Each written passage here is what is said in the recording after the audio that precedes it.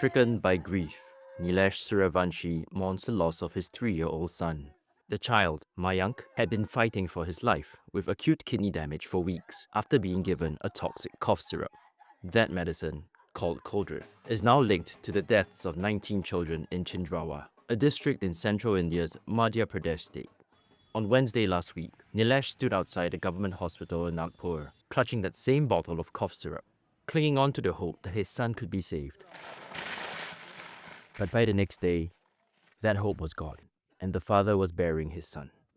बस मैं यही कहना चाहूँगा I just want to say whatever has happened to my child shouldn't happen to anyone else's child. And this syrup should be banned by authorities immediately. No parent should have to go through what I have gone through. No parent should have to witness this devastating moment. I just want to say that. बस मैं इतना ही कहूँगा Tests on Stricken farmers' Coldriff revealed that the syrup contained toxic diethylene glycol in quantities nearly 500 times above the permissible limit.